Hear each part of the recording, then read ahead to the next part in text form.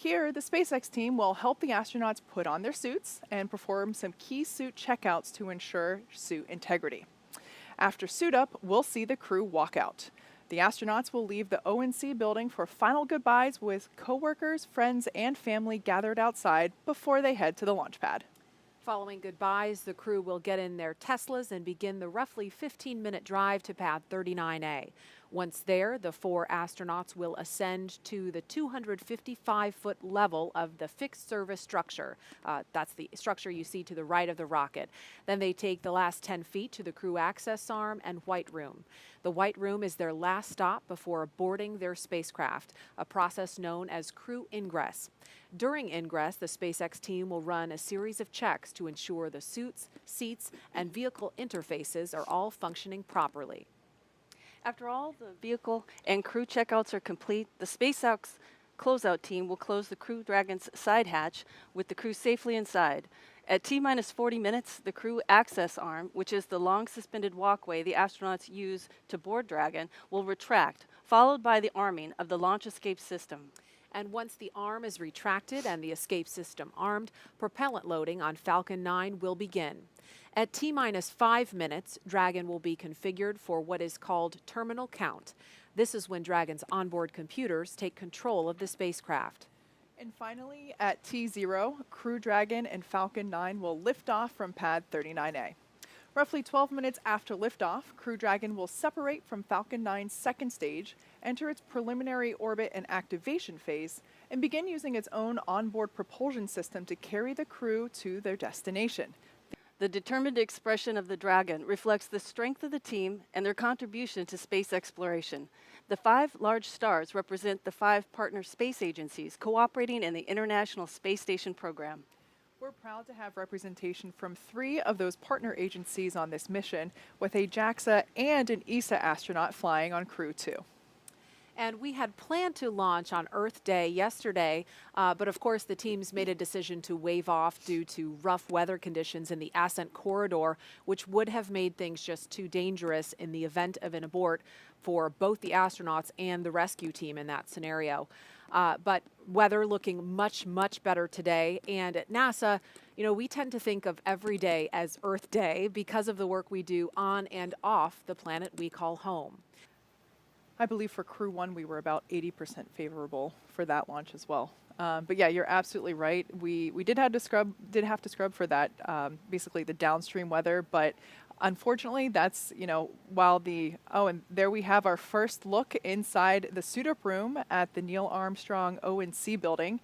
We can see the astronauts have gotten into their suits and are now working with SpaceX suit technicians and the closeout team, SpaceX suit closeouts for doing checks on the umbilicals for, looks like they're getting ready to get into their chairs.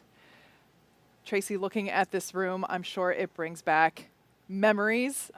It does. It brings back too many. I don't have enough time to talk about it all. But yeah, this is such a historic room that anyone who walks in it, whether you're an astronaut or not, you just feel like you're catapulted in time to a period where this all began. Mm-hmm. And there's a view of Megan MacArthur being helped by the suit technicians. She happens to be the wife of Bob Behnken, and she's going to be flying in the same spacecraft in the same suit, not the same suit, excuse me, the same seat as her husband in the pilot seat. But of course, she's got her own custom-made suit on. Yep, all of these suits were designed in-house at SpaceX. We took safety, comfort, and style all into account. I absolutely love the way that these turned out, and we have heard from crew members that they are really comfortable. So what we see going on here with earlier Megan, they were basically just making sure that everything was comfortable and everything was zipped up. And what we see, I can't quite tell who's in that chair there, but they're basically sitting in a mock-up of the Crew Dragon capsule. And that looked, yeah, that's our commander, Shane Kimbrough. And he's basically sitting in a mock-up of the chair that he will be seated in inside Crew Dragon. So while they're seated inside Crew Dragon, they actually have an umbilical plugged into their suit that flows cool air through the suit to keep them cool and comfy, as well as communications. We can also see the red recliners from the shuttle days, kind of in the top right corner off in the background. So they did keep those chairs around, but it's really nice for the crew to have actual mock-ups of the seats that they're going to be inside the spacecraft, so they can do all that kind of fine-tuning in the room before they go get into the actual seats inside the spacecraft. Yeah, I always like to say we kept the history, we just relocated it. Like I said, yeah, this is an integral part of launch day is doing these initial suit checkouts in the mock-up Dragon seats, but yeah, you can even see the corner of one of those maroon chairs in the upper right-hand corner there. So yeah, those are the same recliners that the astronauts used during the shuttle days to do basically the same process that's going on now. And there's a close-up, we just lost view of him, but that's Aki Hoshide having a laugh with some of the suit technicians. This is crew the has LD been on countdown 1 with a T-minus 4-hour situational awareness briefing. We are currently counting down to a T0 of 9:49:02 UTC, 5:49:02 local, with an instantaneous window. The crew has started suit donning and leak checks in preparation to begin ingress activities. The advanced team is currently on the way to the pad to open the side hatch and prepare for crew arrival. Vehicle gases are at MEOP, FTS checkouts are complete, and Dragon prop tanks are pressed. F9 is not working any issues at this time.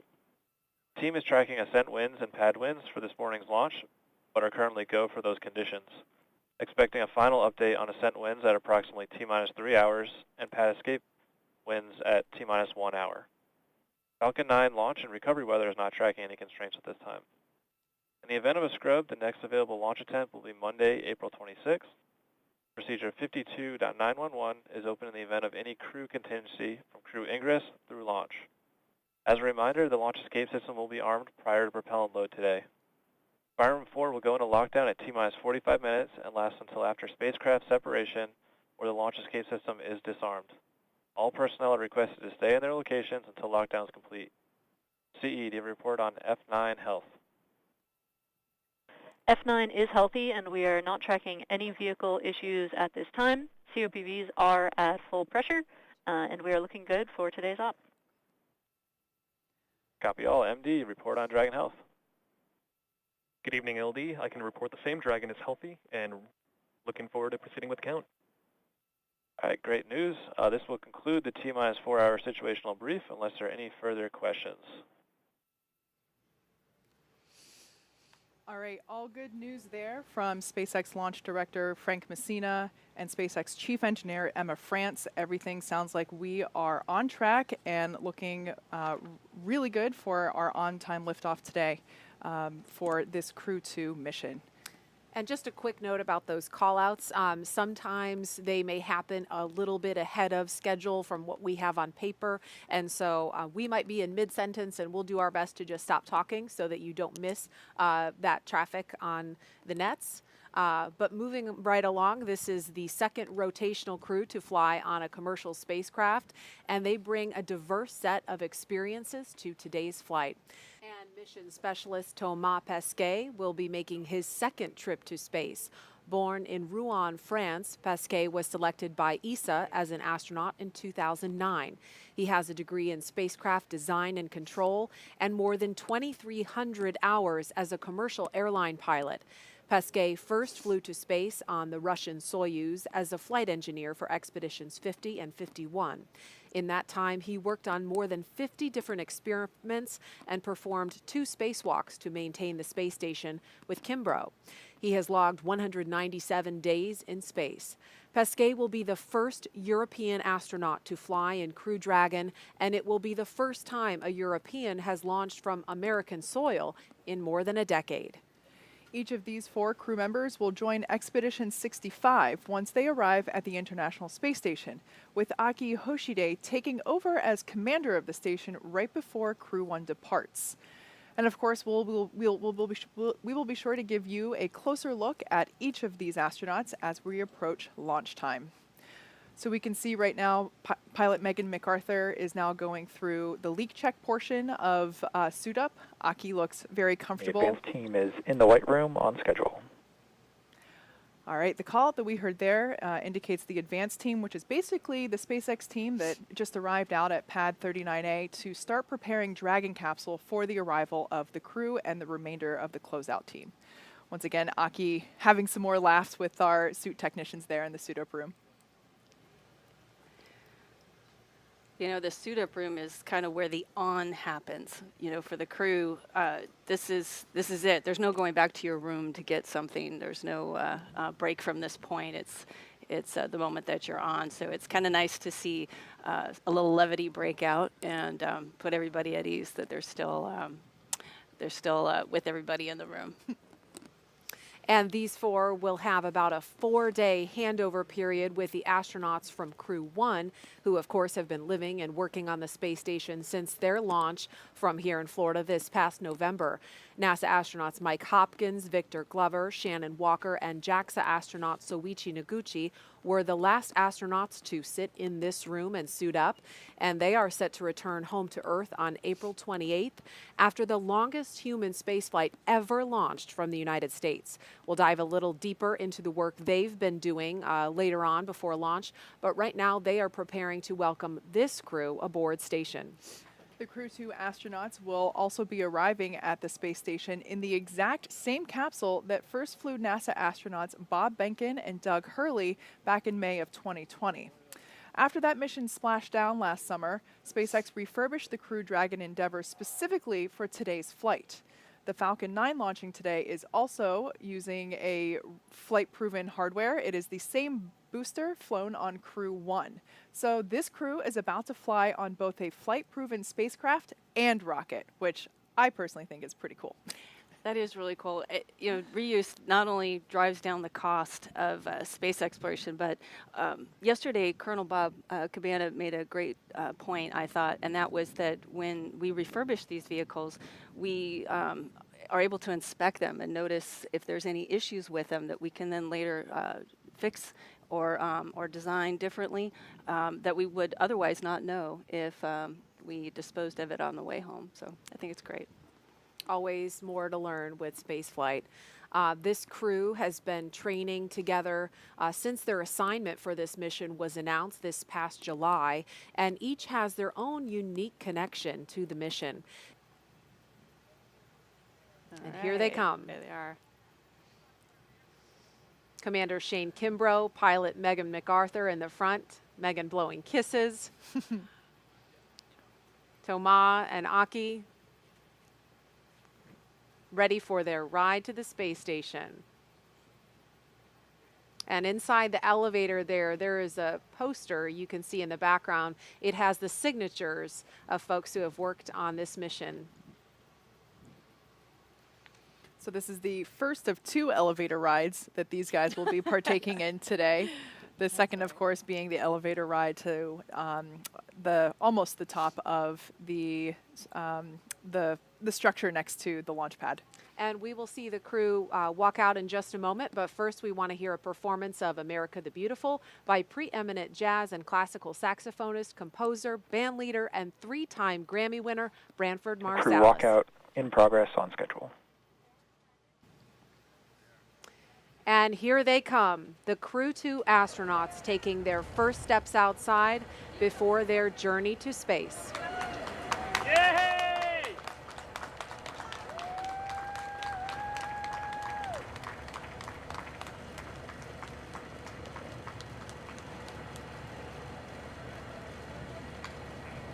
I love this moment. They're now going to have the opportunity to wave goodbye from a safe distance.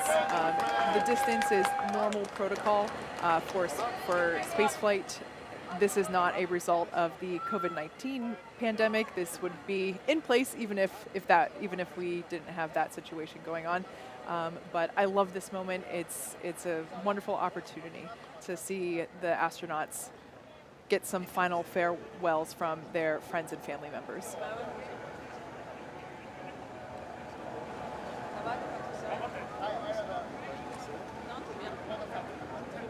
We've got Shane and Megan to the right of your screen, Thomas and Aki to the left.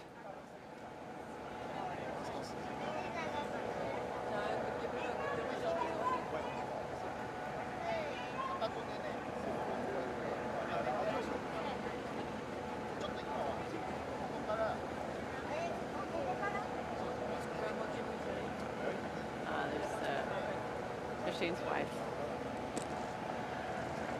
Shane and his wife posing for a socially distanced photo. Yes. And it looks like Bob Behnken is there in a blue polo with the son of he and Megan MacArthur.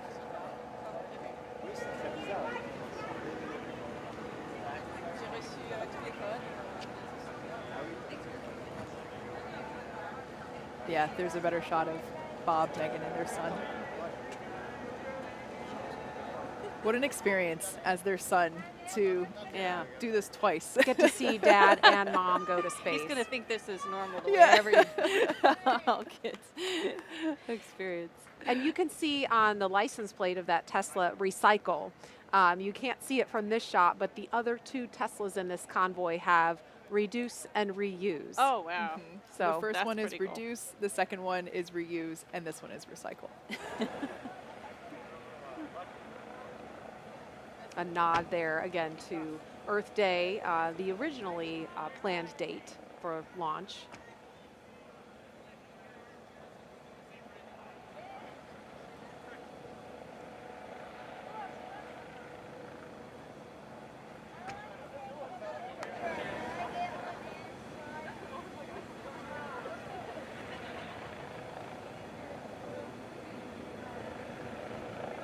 Actually, people are more impressed by the Teslas than by the rocket.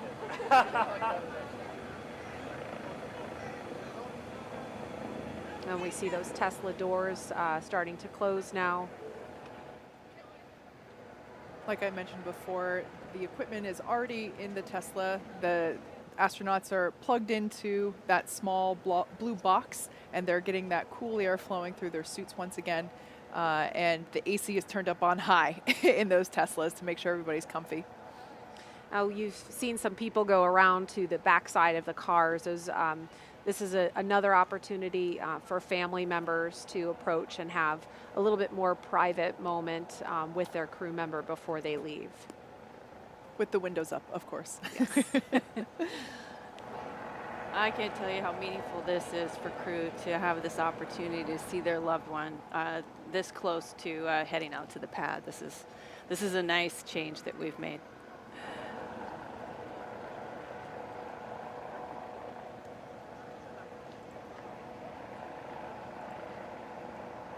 And this is the car carrying Shane Kimbrough on the right rear passenger side, and Megan MacArthur is on the left rear passenger side. And then this the third Tesla in the convoy here with the recycle license plate has Thomas sitting on the back rear side and Aki sitting on the left rear side.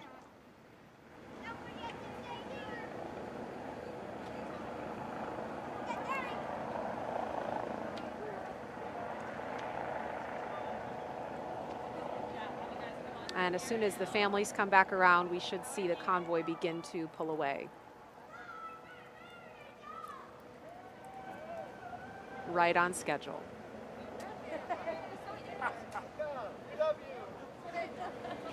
I love you too, brother.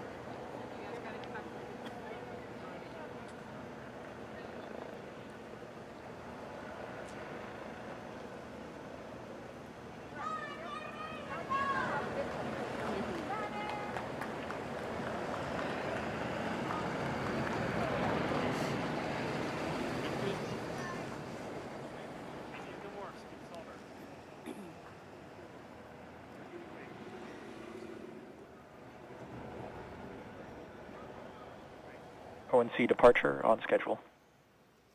All right, so we just heard that announcement that the crew has departed the operations and checkout building on schedule. They are now on their way to Launch Complex 39A, scheduled to lift off at 5:49 a.m. Eastern Time this morning.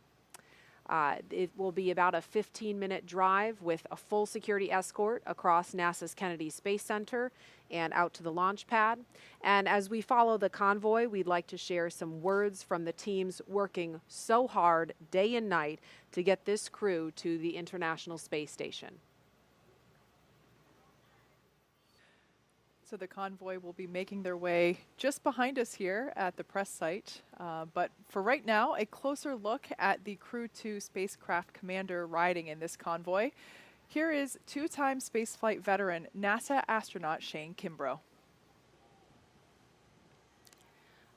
Riding in the same car as Kimbrough is Crew Dragon pilot and NASA astronaut Megan McArthur.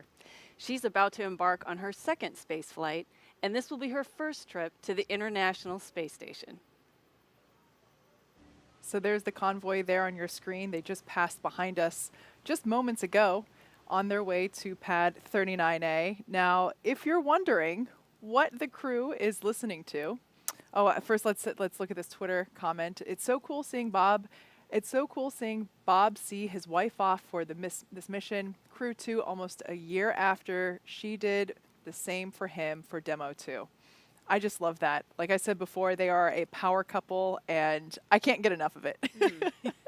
Absolutely. And they've got a really cool playlist that we had a preview of, but you were starting to talk about that, Kate. Yeah, so the astronauts, of course, get to pick their playlist in their Tesla. So in the first car with Shane and Megan, I'm not sure which one they're listening to this instant, but they had selections like Learn to Fly by the Foo Fighters, a personal favorite of mine, Crazy Train, Ozzy Osbourne, Enter Sandman, Metallica. I was listening to that one on my way in today. City of Blinding Lights, U2. And in Aki and Tomas' car, Drops of Jupiter. That is a classic. Paradise City by Guns N' Roses. And, of course, Danger Zone by Kenny Loggins. Yeah, little Top Gun action. I love it. The NASA and SpaceX team inside the Launch Control Center here at Kennedy Space Center just watched this convoy pass by from their windows at the LCC, and we caught up with the NASA Commercial Crew Program Manager about what that moment is like. And now the crew is approaching pad 39A and entering what is known as the Blast Danger Area, or BDA, and now approaching the base of the pad. But the teams have conducted internal go, no-go polls to make sure that this area was safe before they entered. And as they are approaching the base of the pad, we have some more messages from those with some personal connections to this crew.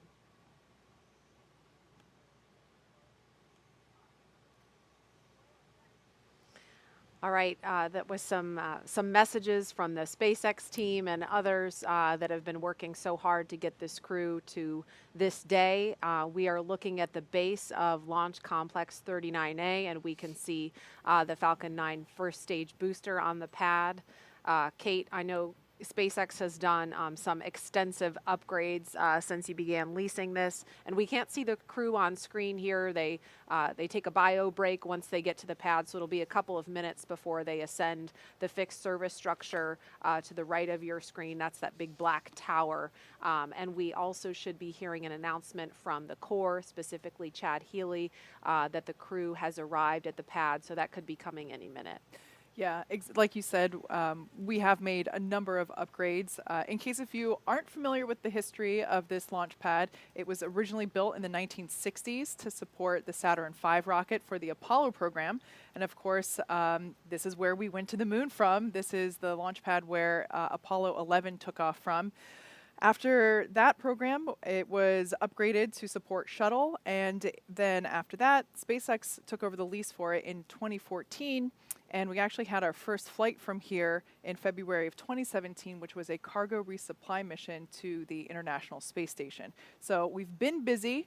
It looks a little different. We did make some upgrades to aesthetics, but a lot of it was safety driven.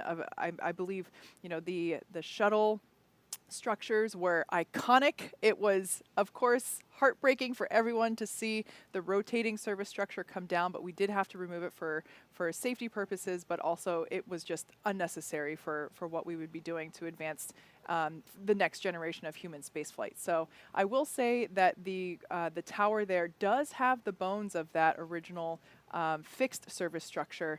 And so there are many things that are still original in there, like the telephone, which we will see later on. I think we'll save that for later, but also it's the same elevator that the shuttle astronauts rode up in as well. Yeah, so Tracy's got her hand on her heart here. it looks different, but there we have a shot of those elevators there. Yeah, elevators that don't have floor numbers, but rather foot numbers on them. Yeah. The Crew 2 astronauts will be hitting the button for the 255-foot level of this structure. But yeah, these are the original elevators, obviously maintained for safety, but they're so while it may look different, a lot of that history is still there. And Tracy, this is the same pad, of course, that you launched from years ago. Yes, very fond memories of it on my flight. So we got out of the Astrovan, the pilot on our flight on STS-118, Charlie Hobaugh, who we called Scorch, paused and looked up at the stack, and he stopped my crewmate, fellow rookie, Barbara Morgan, and I to pause and take a look at this mammoth spacecraft we were about to fly on, because he said this is going to be the last time you see this view. And I'll never forget that moment. It was very meaningful to me. I cherish it. But Barbara and I realized we got to hurry up. We don't want to miss our first launch. And so we scooted on, and he stayed there pausing to look at it. And I'll always remember that.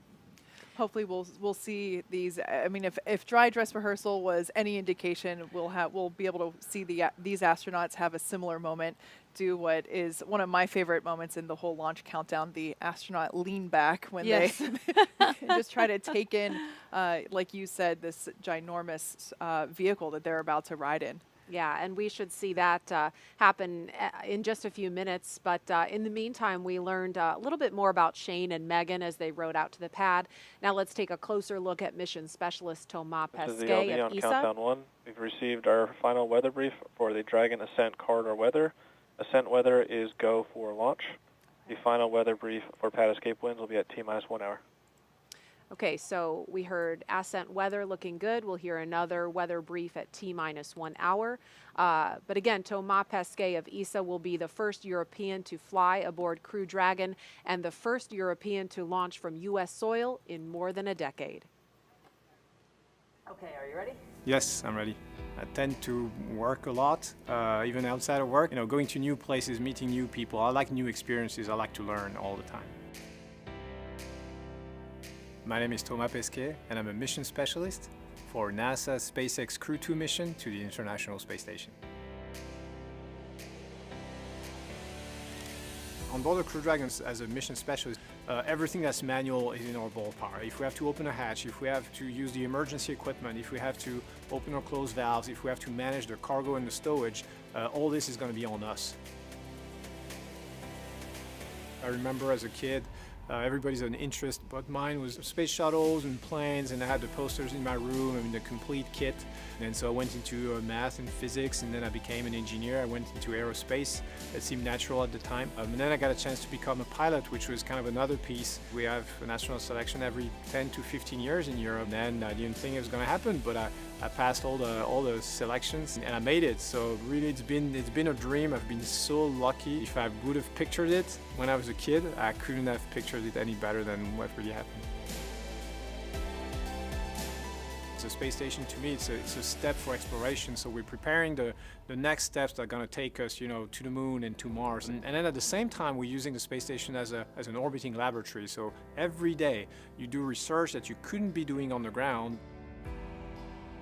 You have to prepare for the spacewalks. You always prepare it very meticulously, very thoroughly. And then once you go out, and just your adrenaline is very high. And it's also physically challenging, because you're going to be for 6-7 hours fighting against that spacesuit, because that spacesuit is inflated with air for you to be able to breathe, which means it's going to resist your movements. So those are huge, big memories that you have, but really also sometimes the small things, like the fun that you could have. It's one of the big achievements of the space program is to bring people together. That's what makes us go. In the future, I think our programs are going to be more and more ambitious. So we're going to need more than just one country. No single country in the world can do it on its own. So I think it's the partnership that takes us forward. It makes you better, it makes you achieve more, and I think that's the path we're in. The space station has paved the way, and every future big space program is going to have to follow the same path.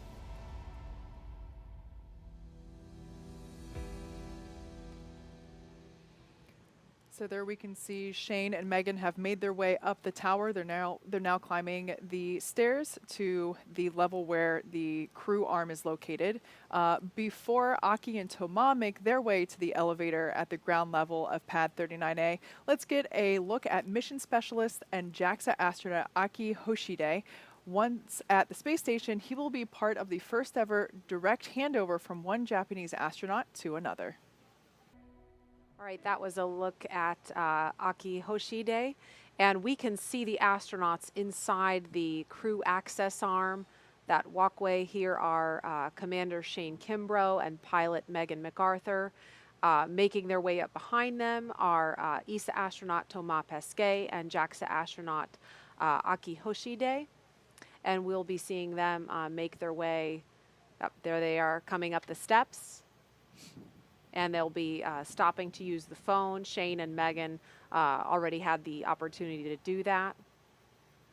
That phone is up where you see the person in the black suit. That looks like Jessica Meir, number 38, part of the closeout team at the pad. And this is a shot inside the white room. Astronaut Shane Kimbrough to the left of your screen, and to the right you can see the side hatch of the Crew Dragon Endeavour is open. In preparation for the next milestone, which will be crew ingress in just a few minutes. If you're just joining us, you're watching live coverage of NASA's SpaceX mission known as Crew 2.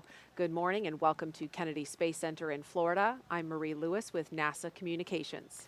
And I'm Kate Tice, Senior Certification Engineer at SpaceX.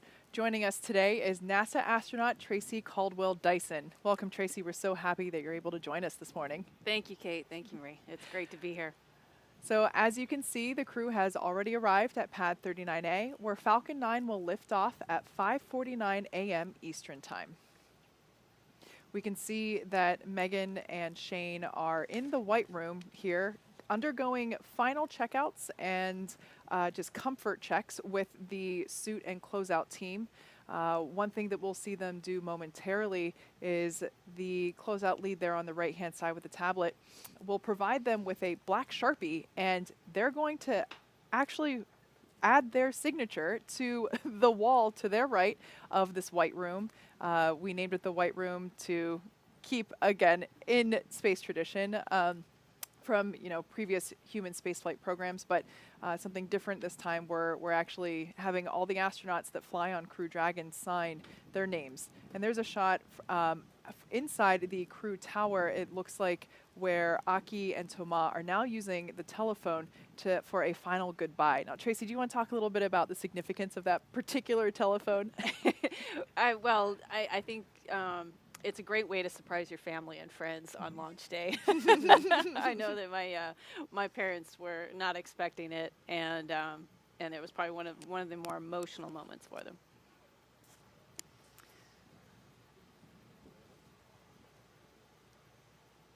And in a moment, we will see Commander Shane Kimbrough. Here he is climbing inside Crew Dragon Endeavour. We call this process ingress.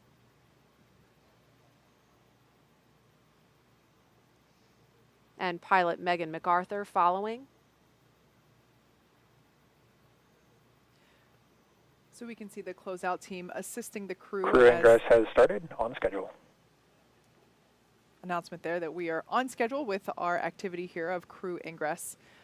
Like I was saying, you can see the closeout team assisting the crew as they enter the capsule to assure that they don't ding their helmet or any part of their suit on the hatch as they're entering. There's also some protective coverings around the hatch itself, but just to make sure that there's a clear path to entry, we now see suit technicians assisting the crew getting settled and will help the crew members get buckled in. The the harness that we see coming into the picture here is not just your normal seat belt, although it does function in that purpose. It's a 5-point harness, and the crew will start to buckle themselves in, and kind of like when you get on a roller coaster, like you get your initial fit up, and then your safety team member comes over and makes sure that you're locked and loaded and ready to go. This is a great shot because we can actually see the touch screen, the LCD display screens above the crew. They might look in an awkward position right now. That's just because the seats are actually in a rotated downward for crew ingress. After everyone is all buckled in and the communications and leak checks have been performed, the seats will rotate back so that the crew has easier access to those display screens. But in addition to those display screens, they also have a tablet either on their side. You might see some of the crew members have it Velcroed on one of their legs, and they're also able to follow along with what's going on in the action using those tablets. And again, we see Commander Shane Kimbrough in the foreground of your screen. This is a shot from inside the Crew Dragon Endeavour. Pilot Megan MacArthur sitting to his right. And momentarily, we will see ESA astronaut Thomas Pesquet, who's on the phone right now, and JAXA astronaut Aki Hoshide in the background, ingressing Dragon. And so we're going to go over to Hawthorne, California for our NASA and SpaceX friends there to take us through the rest of this action. Gary, Jesse? Hey, Marie, great to be with you here from SpaceX headquarters in Hawthorne, California. We're following along on all the action going on over at the Cape from here in California. The SpaceX flight control team monitoring the progress as the crew is ingress. Again, right now we're watching crew ingressing the Dragon capsule, which is just a spaceflight term for climbing aboard. You'll hear a lot of these space terms in the coming hours and days. Ingress is just what we use when crew members are getting into a spacecraft or an airlock, while egress means the opposite. They're exiting. Before climbing into the capsule today, the crew completed a foreign object debris check, or FOD check. That means they themselves have to be inspected for any substance or debris that isn't supposed to be on them or their suits, which could potentially cause damage to Dragon. In fact, we also heard an informal comm check. We heard the voices of Shane Kimbrough and Megan MacArthur in the seats right now. They'll do a more formal poll as we get later into the ingress procedures. And we got some really cool views of the second two astronauts walking through the crew arm, making their way to the Dragon capsule. And to help protect against debris, the crew has covers on their boots as well as on their umbilical port on their suits that need to be removed before they can ingress. And once the FOD check was complete for the first two astronauts, Commander Shane Kimbrough ingressed first, followed by Megan. And then next up, we will have Aki and Thomas, who just made it to the white room that you can see on your left-hand screen. And Megan and Commander Shane Kimbrough are now strapped in. They're getting all hooked up to their umbilicals, and the umbilicals allow the crew to have their comms through their suit, air to help keep them cool, as well as delivers nitrox for suit pressurization. And as we mentioned earlier in the broadcast, the suit's primary function is to protect the crew in the event of a cabin depressurization. Now, there are 4 seats configured right now inside Dragon. They're numbered 1 to 4 from right to left. When you're looking at the seats, you can see Shane Kimbrough now positioned in seat 2, or the commander seat. Megan MacArthur beside him now in seat 3, which for Crew Dragon is the pilot seat. Aki Hoshide will take the seat number 1, which is on the far right of your screen, and it's the left seat. Thomas Pesquet will be in seat 4, the left of your screen. That's called the right seat. Now, it's worth noting that Megan is sitting in the same seat in the same capsule that her husband Bob Behnken sat in during the Demo 2 test flight to the space station last year. Directly in front of the crew members, you can see sort of to the top of the panel that's on the right there, there are 3 displays that they'll use throughout the flight, getting insight into Dragon's systems, seeing any alerts or issues with the vehicle, and if required, taking control and manually flying Dragon. Now, coming up, the crew will do a comm check, and Megan and Shane Kimbrough actually did an unofficial or informal comm check, but there will be a formal comm check once all 4 astronauts are in their seats. And that is to make sure that they can hear mission control, mission control in Hawthorne, and then their seats will be rotated into position for launch once those comm checks are complete. So what you're seeing right now is, I believe that is Aki ingressing the vehicle. Now, with that said, Dragon underwent a few improvements since it last flew people. That's right. Components have been added to the Dragon propulsion system that increases pad abort performance by over 10%, which increases launch availability by more than doubling the onshore wind limits. A fly-around capability was also added, which will allow Dragon to circumnavigate around the International Space Station post-undocking in order to take pictures and document the condition of the station.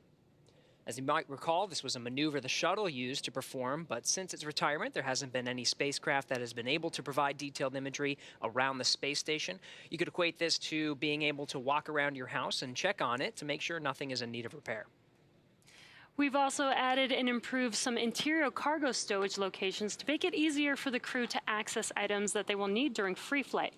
And lastly, the paint on the mud flaps and Super Draco cartridges were changed from silver to white.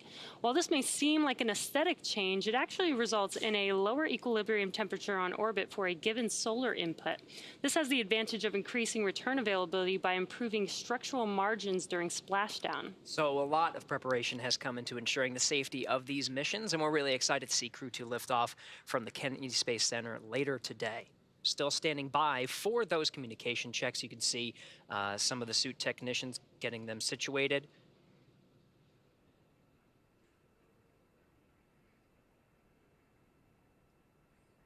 They become quite pros at this, Jesse. Just as soon as they got into the seats, you saw some of their gloves were off. Those gloves specially designed and form-fitted to each of the astronaut. The gloves are now in place. Very shortly, we'll be hearing the communications checks. Some of the other milestones that'll happen very quickly as well will be the seat rotation. It'll be from this position that allows the suit technicians to access each of the astronauts and help them get buckled, strapped in, and the umbilicals checked out. And then, of course, there'll be the suit leak check. And we got a cool view looking from outside of the Dragon capsule in through the hatchway. And some fist bumps there from the suit techs to the astronauts.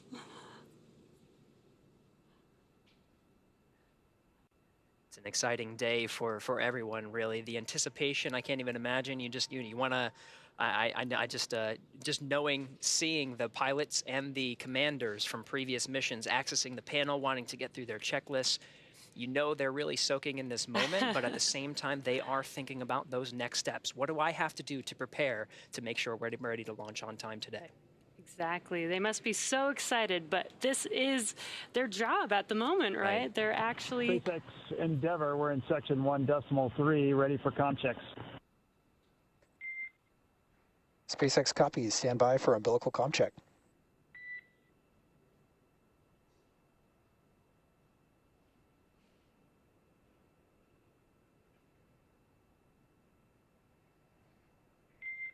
CDR, PLT, MS1, MS2, comm check. CDR, loud and clear. PLT, loud and clear. MS1, loud and clear. And MS2, loud and clear. And core, loud and clear. Umbilical comm checks complete. Stand by for ground station comm check.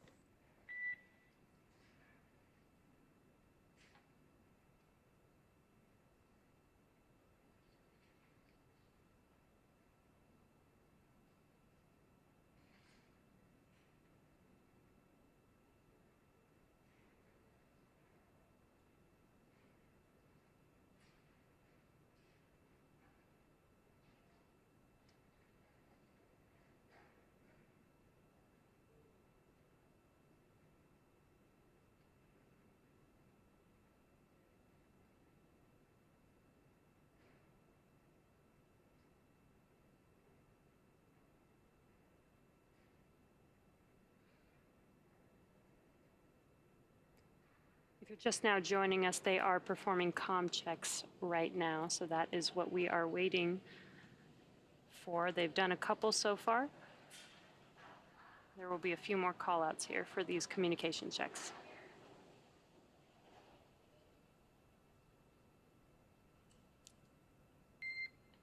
Dragon, SpaceX, comm check. Endeavour has you loud and clear. And core, loud and clear. Ground station comm check complete. Stand by for Teeter's comm check.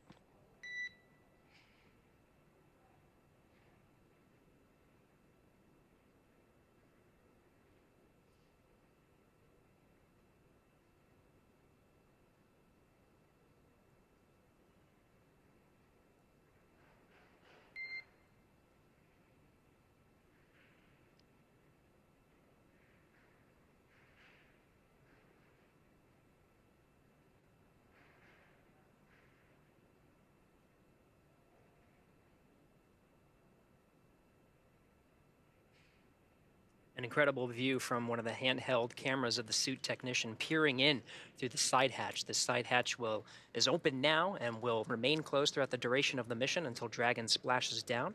We're standing by for some of the further communication Dragon, checks. SpaceX, comm check. Endeavour has you loud and clear. And core, loud and clear. Teeter's comm check complete. Stand by for comm checks with MD and LD in the launch configuration.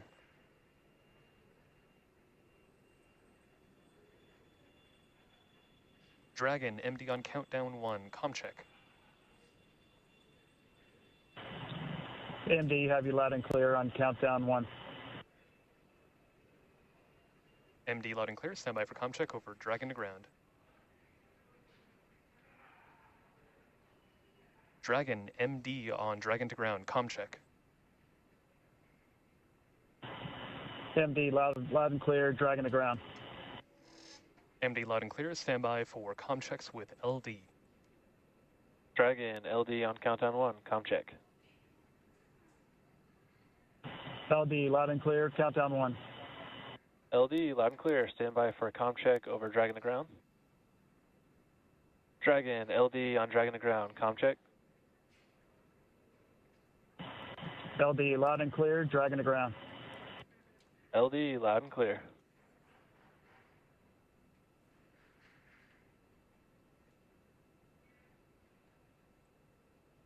And Dragon, SpaceX, launch configuration comm checks complete. Report when ready for seat rotation per section 2 of 4.100.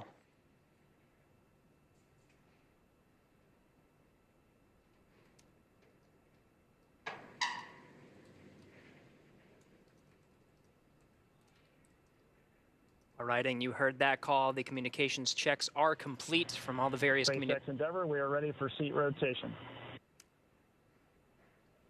Copy. Will report when initiating. Excellent. The communications checks are complete.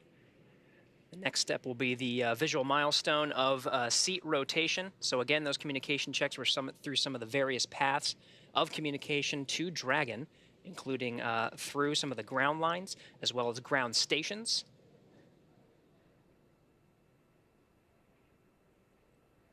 Dragon, SpaceX, initiating seat rotation. Copy.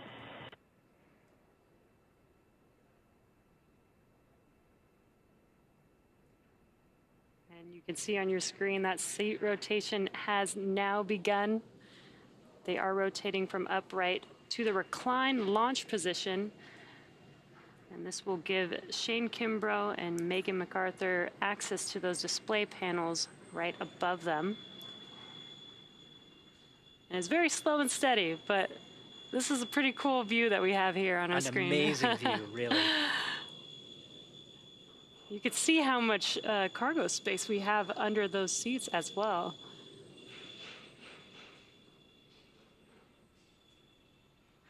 Dragon, SpaceX, seats are in the launch position. Copy. Great news.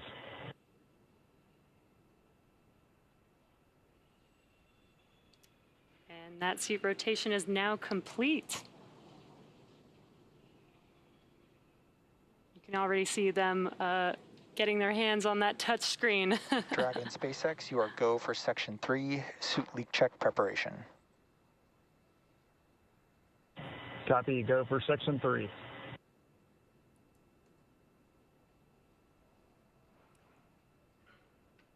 These milestones really happening in rapid succession. As you mentioned, Jesse, it wasn't really too long until they reached up and started touching through some of those procedures. That first one, of course, is the suit leak checks.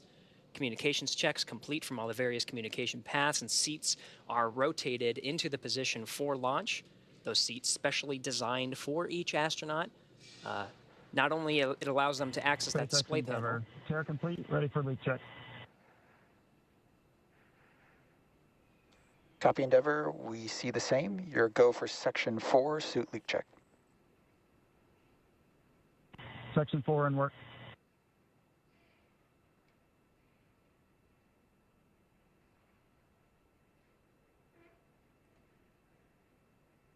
And they've now begun those suit leak checks. So to catch up on the station side, let's check in with Courtney at Johnson Space Center. Courtney, how's it going?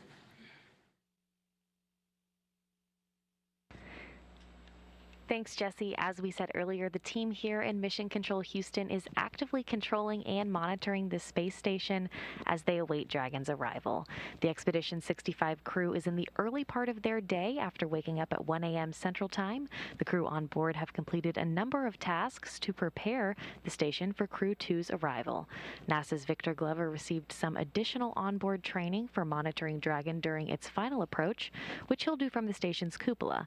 In addition, he will set up computers and control panels needed for approach monitoring and hatch operations and pre-position emergency equipment. He will also work with Soichi Noguchi to get the extra station crew quarters ready for the new residents. Back here in Houston, our rotating flight directors and their teams will be in constant communication with the SpaceX mission director for the duration of the flight uphill. Once we get integrated operations, the NASA flight director will be conducting a series of go-no-go polls at the predetermined checkpoints for Dragon's approach. For now, we'll continue to follow along from here in Mission Control Houston, so I'll send it back to the team at Kennedy. Over to you, Marie. All right, thank you, Courtney. If you're just joining us, it is T-minus 2 hours, 18 minutes and counting until the first astronaut launch of the year from U.S. soil and the third crew launch for SpaceX in NASA's Commercial Crew Program. Commander Shane Kimbrough, pilot Megan MacArthur, and mission specialists Thomas Pesquet and Aki Hoshide are strapped into their seats, rotated back, and safely inside Crew Dragon Endeavour. The next milestones coming up are, actually we just completed seat rotation, and we're going to have hatch closing coming up shortly. This will be the first reuse of Crew Dragon. This is the same capsule that flew Bob Behnken and Doug Hurley in SpaceX test flight to the space station last year. The crew today is also flying on the same Falcon 9 rocket booster that lifted the Crew 1 astronauts into orbit last fall. And we are also ready to see the first European astronaut fly in Crew Dragon. Of course, that's Thomas Pesquet. And NASA's Jasmine Hopkins is at a nearby viewing location with a special guest from the European Space Agency. Jasmine? Thanks, Marie. Crew 2 will be the first commercial crew mission to include 2 astronauts from our international partners. And here to talk to us more about it is Frank Davina, ESA's manager for the International Space Station program. We see the same. Good leak checks. Closeout team will perform. Good morning, good afternoon in Europe. Thank you so much for being here today with us, Frank. We got some call-outs happening over the waves right now, but we're going to continue with your interview. So you understand the space station as both an astronaut and as a manager. You flew there twice. Can you tell us what today's mission means to ESA? Well, today is a very important mission, of course, for ESA. It's the first time that we fly an ESA astronaut on a U.S. commercial crew vehicle, the Dragon, the Crew 2. And it's also the start because we fly Thomas Pesquet today on the Alpha mission, but in fall we will fly Matthias Maurer, and next year we will be back here to fly Samantha Cristoforetti. So it's really a great time for ESA to be on these missions. We have 4 USOS crew members now permanently on the International Space Station, which means that we have a big increase in the number of hours of crew time utilization that we can do. So we have a whole science package from ESA, but also from our partner agency, CNES, that will be executed during this Alpha mission on board. So it's a great time to be here, and we are very excited. Right, that is fantastic. And we are very excited. It's also an exciting time for ESA because you are going through astronaut selections as well. Can you talk to us about how ESA is planning to expand the number of European astronauts on the space station? Yes, we are indeed starting a new astronaut selection this year. The campaign is running. We are asking all people from around Europe to participate and to put in their candidacy till the end of May. And then the selection process will take about a year. And then by the end of next year, we hope to select a new class of astronauts that then will fly towards the International Space Station as of 25, 26, something like that. And so we are also working with our international partners, of course, like NASA, to extend the space station till 2030, because from an ESA point of view, it's very important that we continue the research and the technology development that we can do on the space station. Of course, science for the benefit of humankind here on Earth, but also to prepare for the future of exploration. As you know, ESA is also a participant in the Gateway. Some of the astronauts will fly to the Gateway as well, so we need to expand our reach of humankind in the rest of the universe. Right, that's fantastic. We know there's a lot of great science that's going to be going on board the space station, especially from Thomas Pesquet. You've spoken about the European robotic arm previously. Can you tell us more about that and how he's going to be involved? Yes, also the 15th of July, we will see the launch of the MLM from Baikonur, from our Russian colleagues, Roscosmos. And on this multi-lab purpose module, there will be the European robotic arm. A robotic arm that has been prepared long time ago, has been long time in storage, be waiting for its launch. And now finally we will be able to commission the European robotic arm during the flight of Thomas Pesquet, the first part of the commissioning. The second part will happen during the flight of Matthias Maurer. And then hopefully we can start using this arm also to enhance the capabilities of the space station on the Russian segment, to place, for example, experiments on the outside of the Russian segment, or to relocate some modules. So we are very excited as well to also work with our Russian colleagues of Roscosmos and Energia to get finally this European robotic arm launched to the space station. Right. No, that's very exciting. We're glad to see some of those specifics of what he's going to be working on board. Can you tell us about the importance of our commercial and international partnerships with ESA? Well, it's very important that we have this partnership going, of course, in the International Space Station. At one day, the ISS will come to an end, but for sure the partnership will continue. And that is already clear in the Gateway program now, and we hope to extend that further to the lunar surface with the astronaut, with the Artemis program, and also have European astronauts one day walking on the surface of the moon. So the partnership for us is extremely important to be able to execute our exploration program. But also the commercial partnership is very important, because ESA wants to continue to fly astronauts to low Earth orbit even after the ISS.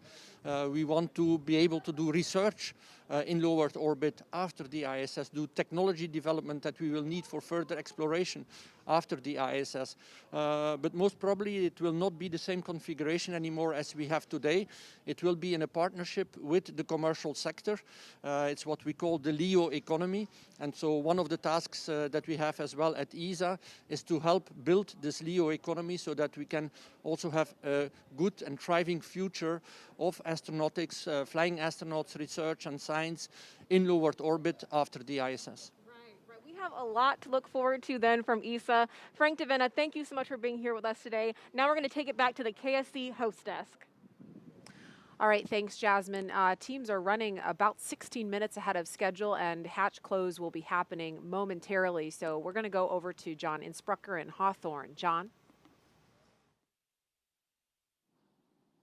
Thanks, Marie. We are coming up on T-minus 2 hours, 12 minutes and counting.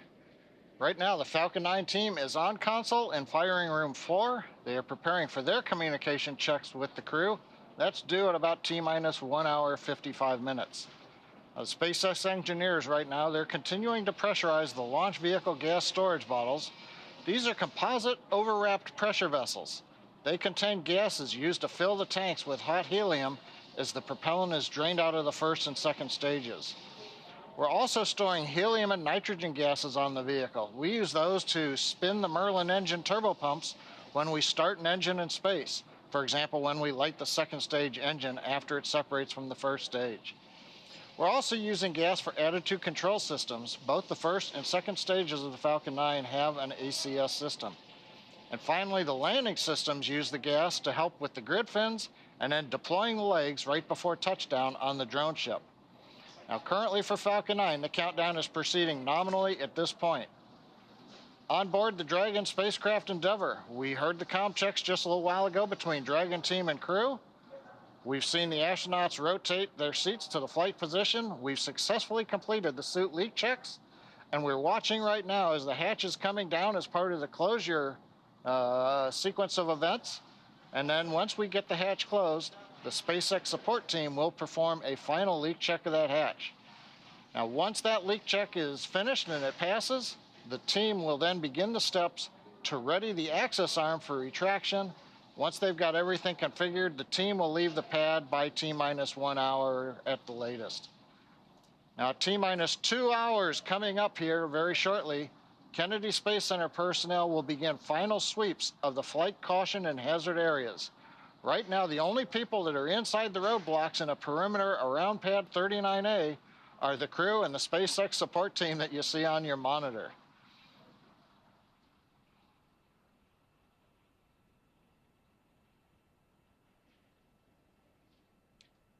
And right now, as we get ready to bring the hatch down, we're going to go back to the team at Kennedy Space Center.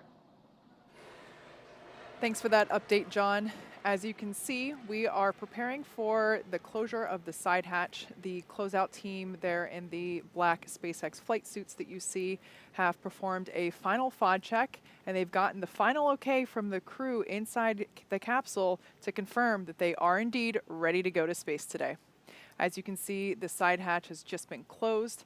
This is a little bit more complicated than it may seem. So it's this initial closure, and then there will be actual mechanical closure using a torque wrench, which we should see here momentarily. Might be, yeah, we can see that happening now.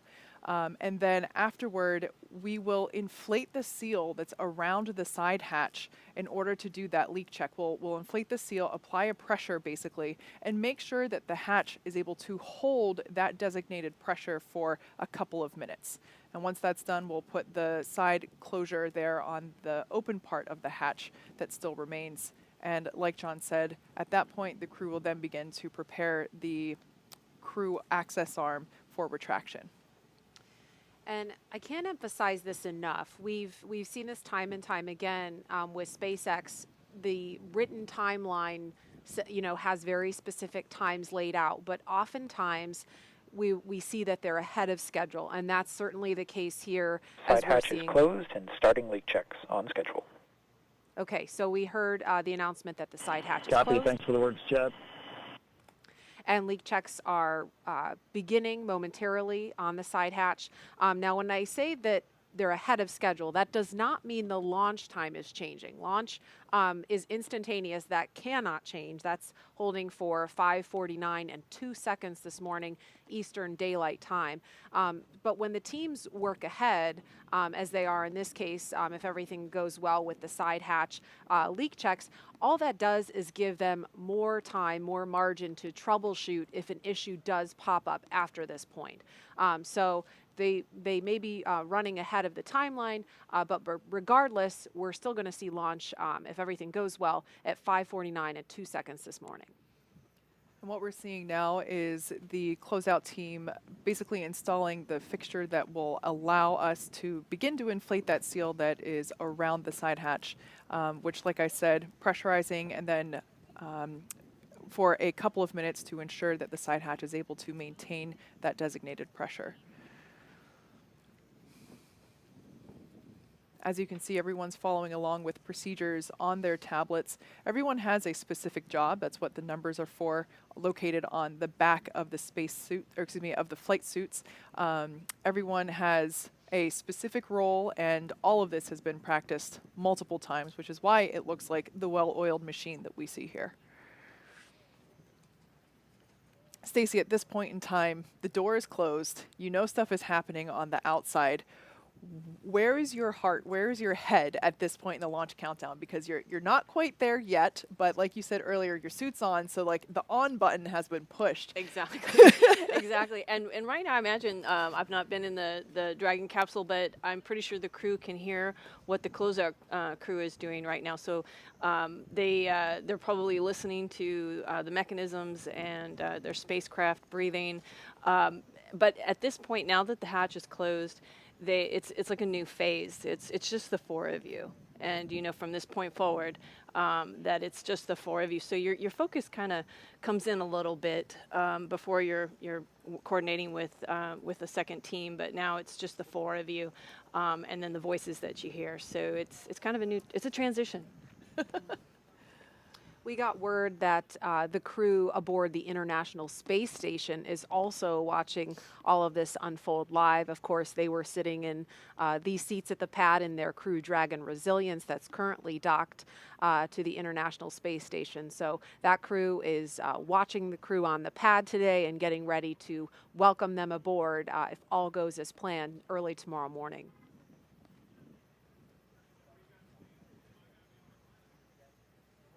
And again, if you're just joining us, the side hatch of the Crew Dragon Endeavour on the launch pad has just closed, and leak checks of that side hatch are in progress.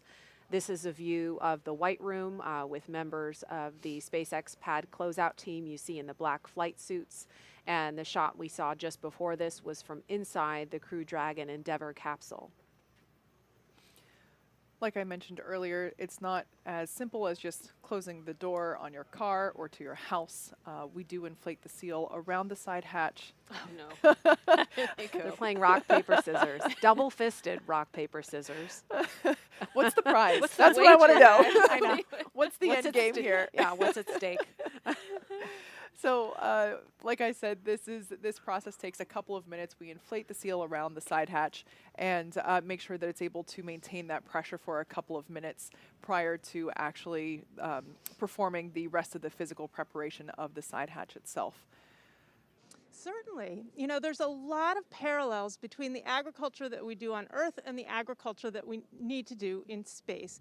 And we're learning a lot that may apply to growing plants on Earth, especially in controlled environments, how to grow plants indoors. So there's a lot of work on vertical farming in cities to grow fresh produce. A lot of the lessons that we're learning for how to care for the plants translate directly to that environment. And we also learn a lot from the research community on Earth working in that area. And even other aspects such as choosing the right plants to grow in these environments. We do work on that here to identify good candidates that have the vitamins that people need, that have very good food safety, and those would also translate well to Earth. Also, the work on LED lighting for crops. That was something that NASA started originally, and now it's being done all over the planet. Right. And I'm glad that you mentioned choosing the right plant. I know that part of your scientific research is also education-based. With something called Growing Beyond Earth, you worked with students in hundreds of classrooms, across the country to help choose a crop that Mike Hopkins grew on the space station. And is there anything that you want to tell to those students, about the future of plant science? Well, that citizen science education program that we run it's run by Fairchild Tropical Botanic Garden in Miami, and we collaborate with them on this.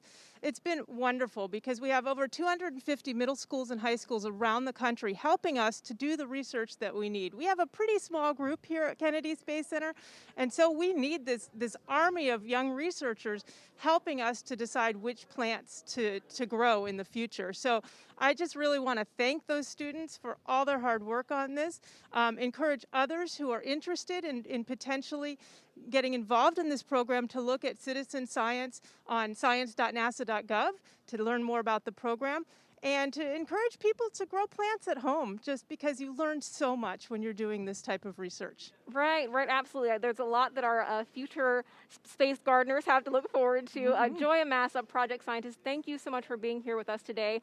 Our astronauts are doing a lot more than gardening on the space station, so we're going to take a closer look at this life-changing science and get a message from the last person to command a Crew Dragon into orbit.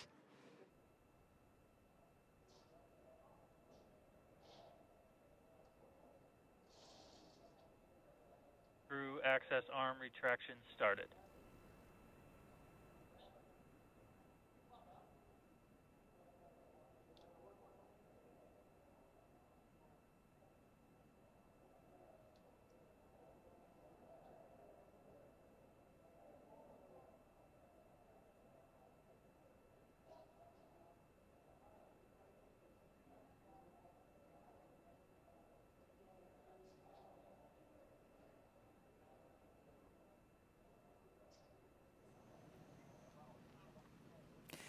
There you see a live view of the crew access arm retracting away from Crew Dragon in preparation for launch.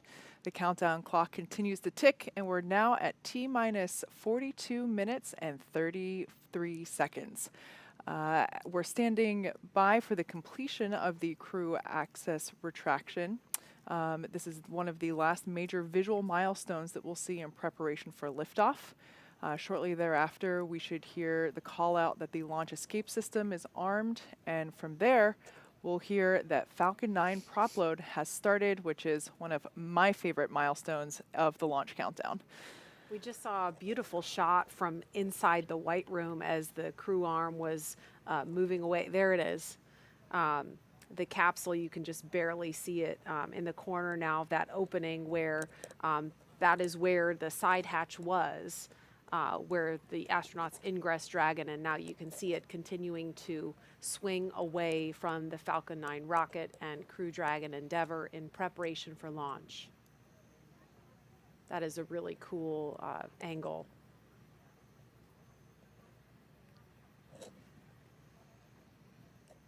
And Tracy, as we're watching the crew arm still retracting here, we are about to have the International Space Station fly over us, right? We are, yes, here at KSC, Kennedy Space Center. It looks like in another minute to the southeast, traveling across east-northeast, the station should be visible overhead. Crew access arm retraction complete. Now we just heard confirmation that the crew access arm is done retracting. Up next, we'll expect to hear a call to arm the launch escape system.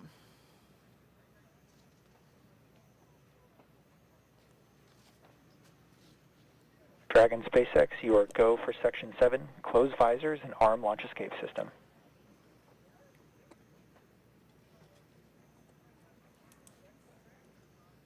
Copy. SpaceX Endeavour visors are down. Copy, visors down. Okay, so the crew there reporting that they have closed and locked their visors in place in preparation for the launch escape system arming. The launch escape system is a critical safety feature. This is something that the shuttle did not have. We take very seriously the fact that the astronauts' lives are in our hands, and we take every measure possible to ensure that the crew has options and has an escape in the worst of scenarios. So this is simply a path to safety for the crew in the event that they need to depart the pad in an emergency, and also applies to aborting the mission even after liftoff and through ascent. And the Crew Dragon Endeavour actually has an enhanced abort capability now. That was one of the improvements made to this capsule after Demo 2, and it increased the propulsion system on Dragon. Launch escape system is verified armed. Okay, so that was confirmation that the launch escape system is armed, and so that is what we have to hear before fueling on the Falcon 9 rocket can begin. So we are about just under 4 minutes away from that milestone. But again, we were saying the propulsion system. Oh, there's a shot of the space station. There it is. Yeah. Everybody wave. They're waving down at us. I think they're watching right now. So they are. You know they are. Yeah. Yes. Hi guys. Hi. We see you. So that's super cool. But yeah, the abort system, it's been improved by about 10%. That's the Super Draco thrusters. There's 8 of them built directly into the Crew Dragon, and so that actually allowed for a wider margin in terms of wind speeds.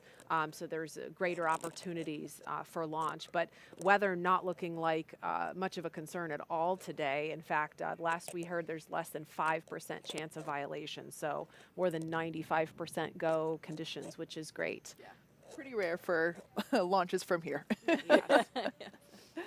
And that launch escape system, how that works is, once the fueling begins at T-minus 35 minutes, if there's any kind of emergency, Crew Dragon can launch itself off the top of the Falcon 9 rocket, and then it would splash down under parachutes off the coast in the Atlantic, and we have rescue teams pre-positioned in the event of an emergency if that happens, which is highly unlikely, but it's something the NASA and SpaceX and Department of Defense teams practice for extensively.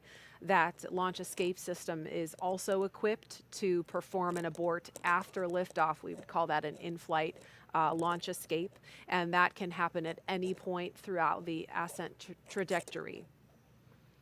Yeah, we actually tested this launch escape system in multiple ways. We performed a pad abort test where a Dragon capsule was on the pad and simulated an abort where it took off like a rocket like you've never seen and deployed parachutes and splashed down in the Atlantic Ocean.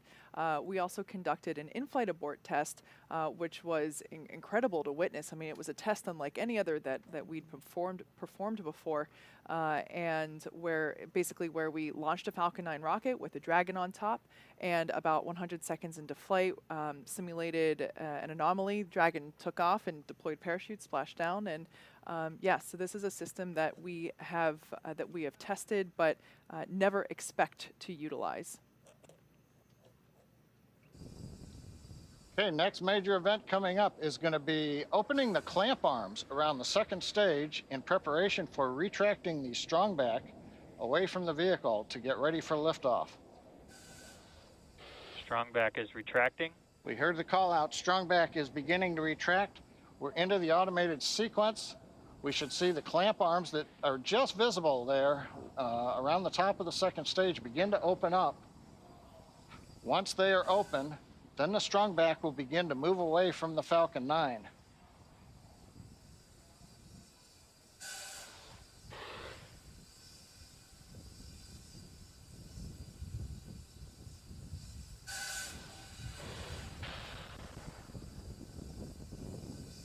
Watching the sequence, a nice view from up on top of the fixed service structure. The arms are opening. And we're beginning to recline away from the Falcon 9. We'll move the strongback 2 degrees away from the Falcon 9. That'll get it ready for liftoff. And at T0, when the flight computer commands liftoff, the hydraulics on the strongback will pull it to a position 45 degrees away from the Falcon 9, giving it the clearance for launch. So right now, the strongback is moving away. Everything proceeding nominally. It's great to hear, John. We're also anxiously awaiting the liquid oxygen complete on the first stage. Should hear that call very shortly.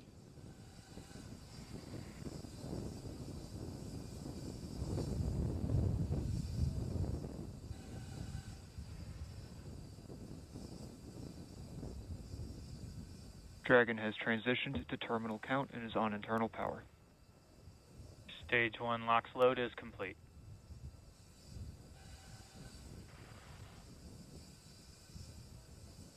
Okay, we've heard the call out. Stage 1 LOX load is complete. We're loading liquid oxygen on the second stage for about another 30 seconds or so. Once we get the liquid oxygen load complete on the second stage, the propellant line that runs up the side of the strongback that carries liquid oxygen, we'll vent that line down to make sure there's no liquid in it when we get to liftoff.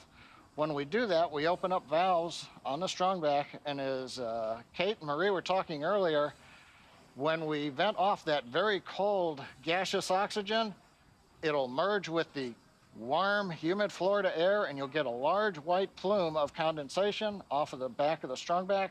That'll be normal, coming about a minute and a half before launch. Everything continuing to look good. Stage 2 LOX load is complete. Dragon is in auto idle. All right, with that, the Falcon 9 is fully fueled. We have fuel on both the first and second stages, and both stages are filled with liquid oxygen. Gas closeout has started. Expect loud venting. Dragon is also in auto idle. The flight computers on Dragon, maintaining their calculations, standing by, waiting for the T0 mark. 1 minute, 15 seconds until launch. The 1 minute mark, Dragon will transition to countdown, and the flight termination system will arm the computers on Falcon 9. We'll be talking to the computers on Dragon and can issue an abort if necessary. FTS is armed. Falcon 9 is in startup and is now controlling. Dragon is in countdown. All right, 50 seconds to go. Everything is ready for an on-time launch today. Dragon, SpaceX, go for launch. Copy, go for launch. Ground teams are ready, and the crew inside Dragon is ready. 30 seconds to go until launch. Seconds.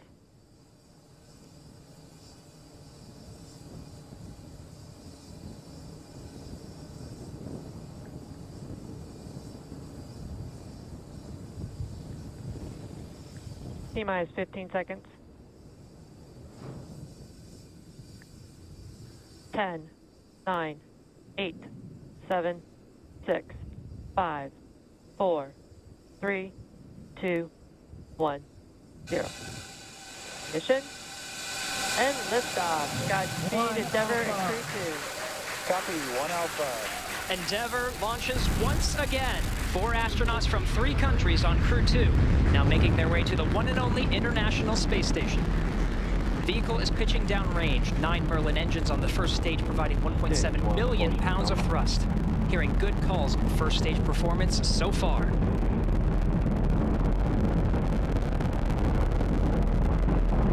We are T plus 30 seconds into the second rotational crew mission on board Dragon and Falcon 9. Falcon 9 will be throttling down the 9 Merlin engines shortly here in preparation for maximum dynamic pressure.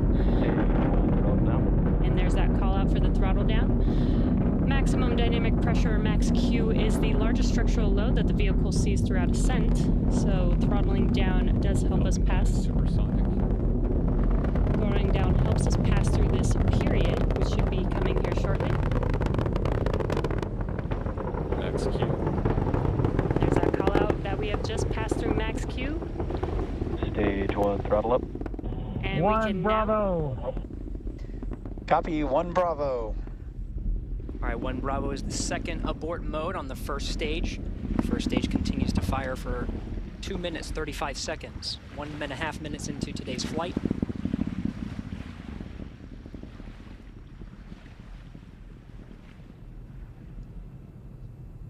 Falcon 9 now traveling at more than 1,500 miles an hour.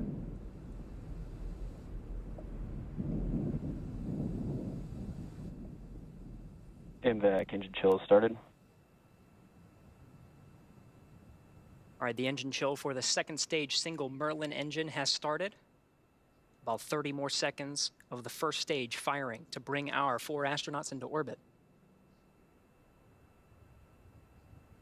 Now from here, coming up in about 20-some seconds, we're going to have 3 major milestones. We'll have shutdown of the 9 Merlin engines. We're beginning to throttle them down. We will then get stage separation. Throttle down. And then we will get ignition of the second stage engine to propel Dragon and the Falcon 9 second stage into orbit.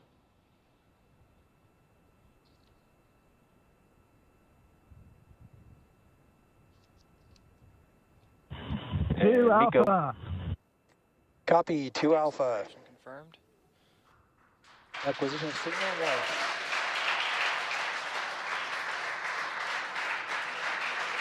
Ignition.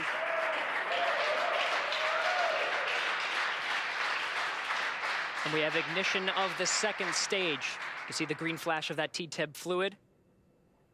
The expansion nozzle on the second stage Merlin vacuum glowing that bright red that we like to see. Good performance on the second stage so far. And on the left side of your screen, we saw the exhaust of the second stage engine streaming past the first stage as the grid fins are coming out. We also briefly had a view of the lights of Central Florida in the background. Currently, the first stage is continuing to coast up to apogee. It's unpowered. It'll reach a peak height and then begin to descend back down toward the Earth's atmosphere, where it will light 3 engines to slow down in preparation for what will be a landing burn on the drone ship in the Atlantic Ocean. You can see the grid fins are deployed. Right now, the first stage Dragon, pulsing. SpaceX, trajectory nominal. We're pulsing the thrusters. Signal Bermuda. Copy, nominal trajectory. And we hear a call out from the crew, nominal trajectory. So we're beginning to move the first stage into position so it can do the entry burn.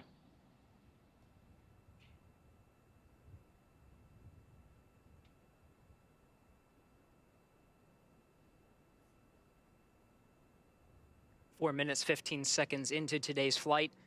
Second stage propelling our 4 astronauts up the eastern seaboard. We'll continue to fire. It's a 6-minute burn to deliver the astronauts into orbit. We'll wait for a cue for good orbital insertion after that. Meanwhile, we'll be hearing check-ins on the vehicle's trajectory and performance, as well as check-ins with some of the ground stations as it passes over throughout the 6 minutes of the second stage firing.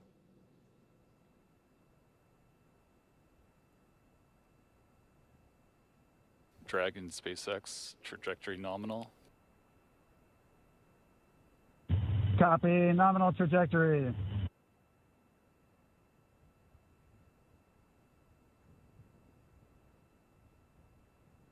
Getting good views of both the first and second stage from the onboard cameras. Acquisition of signal, boss.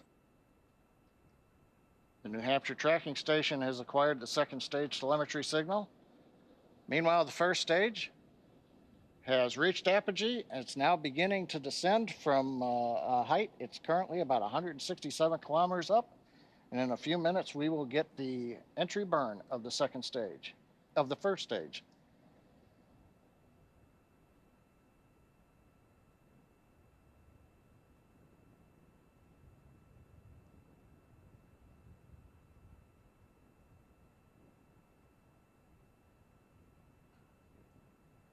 Dragon, SpaceX, trajectory nominal. Copy, nominal trajectory. Right on cue, those check-ins on the second stage performance. Once a minute, everything's looking good on that second stage. Propulsion is nominal.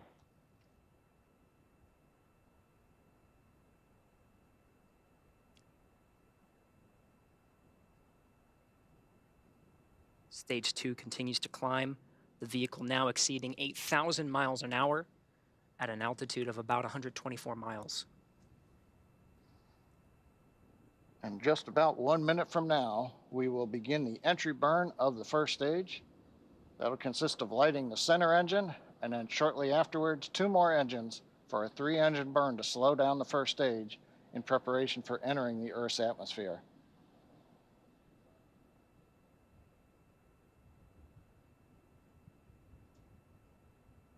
Dragon, SpaceX, trajectory nominal. Copy, nominal trajectory. Another check-in, and the crew confirming they're hearing the same thing. The vehicle about to exceed about 10,000 miles per hour.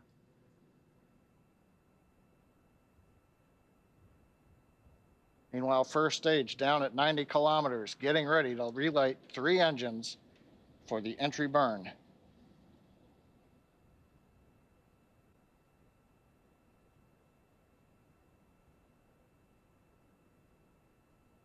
Stage 2 FTS has safed. We've got the center engine ignition, and there come the 2 side engines. Now this entry burn will last about 29 seconds.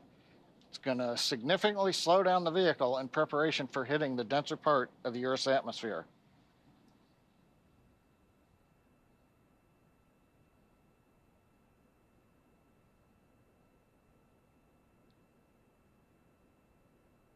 Entry burn complete. We're down below 35 kilometers, continuing to look good on the first stage, heading to the Atlantic Ocean for a landing on the drone ship.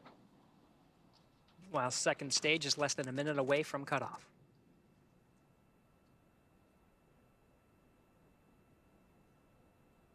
Stage 2 in terminal guidance.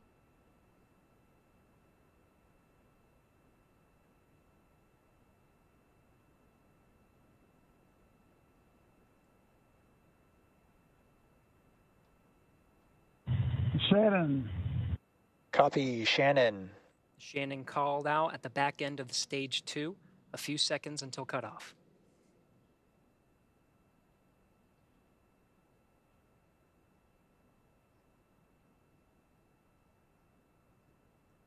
MVAC shutdown.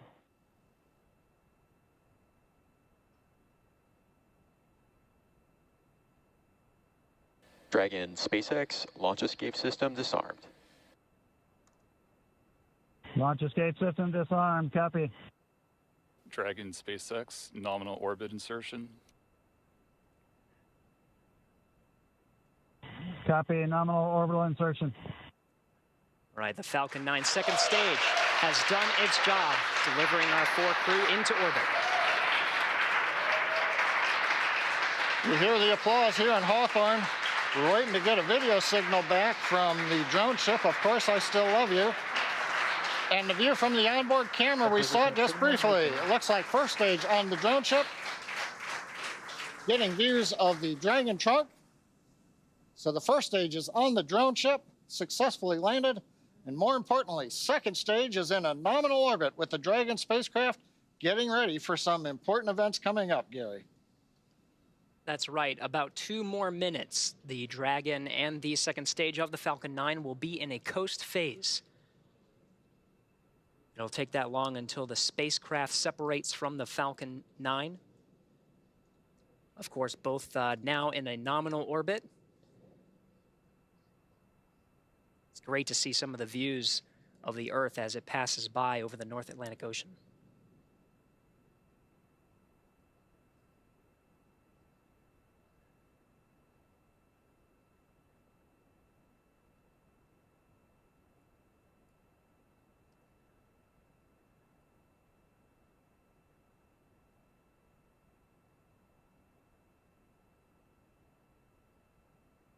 All right, we're getting shots of the crew in orbit. I'm looking for that 0G indicator. Can't seem to see it in this shot, but we have a minute to go until we have spacecraft separation. Dragon traveling at nearly 17,000 miles per hour at an altitude of 124 miles.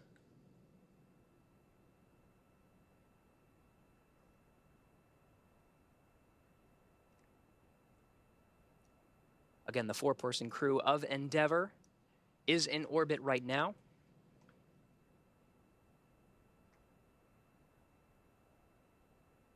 Less than 30 seconds until we have spacecraft separation.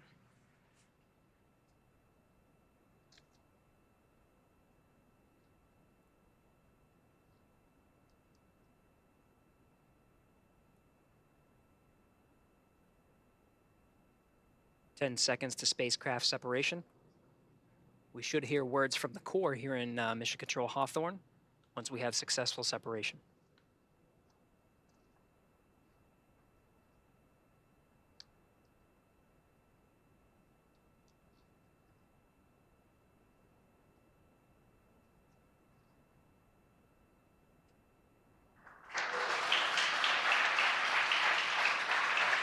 Dragon separation confirmed. Dragon, SpaceX, Falcon team wishes you a great rest of your trip. Say hi to the crew of Dragon who's waiting for us and let them know your rocket is home safe. Thanks for flying our first flight-proven, crewed Falcon 9. Sierra side, Crew 2. Thank you very much. We're great. It's glad to be back in space for all of us, and we'll send our regards to Crew 1 when we get there. Thanks.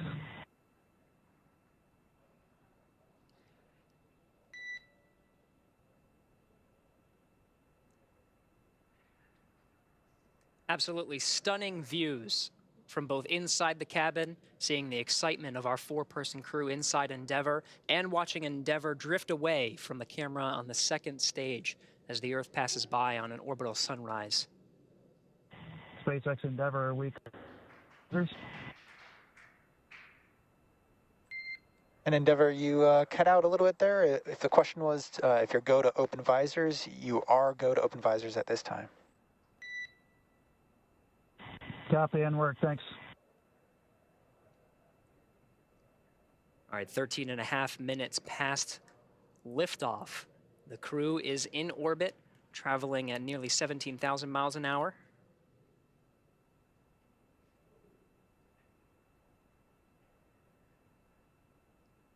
Well, Gary, I don't know about you, but that was a great countdown. Everything sounded great. Right on time, Dragon actually a SpaceX, little we ahead see of time. a nominal dehumidifier activation and service section Draco checkouts.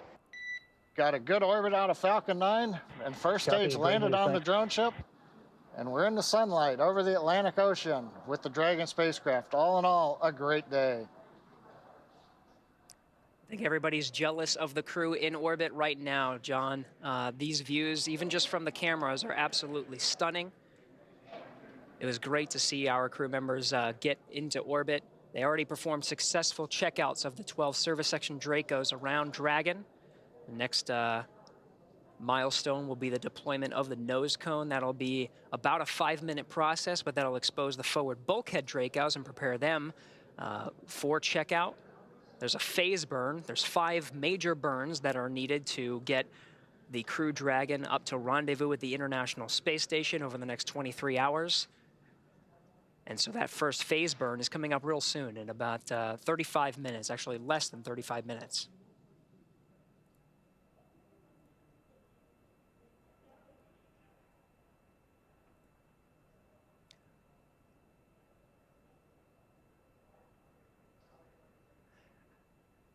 Jesse, I don't know if you could see the 0G indicator, but I was told it's a penguin. I'm trying to look for it. I'm looking for it too. Keep an eye out on that left-hand screen. Meanwhile, the Dragon is configured for a nose cone deployment. We'll stand by for when that sequence starts. The nose cone itself opens just beyond 90 degrees, about 105 degrees, to expose the forward bulkhead Dracos. Those forward bulkhead Dracos, 4 of them at the very top of the Dragon, will do the bulk of the work when it comes to firing the Draco engines for minutes at a time to increase the Dragon's speed, altitude, and phasing to catch up with the International Space Station again over the next 23 hours. Meanwhile, we're still getting camera views from the second stage, looking at that expansion nozzle. Did its work beautifully to deliver the 4 crew into orbit. Dragon over the North Atlantic Ocean.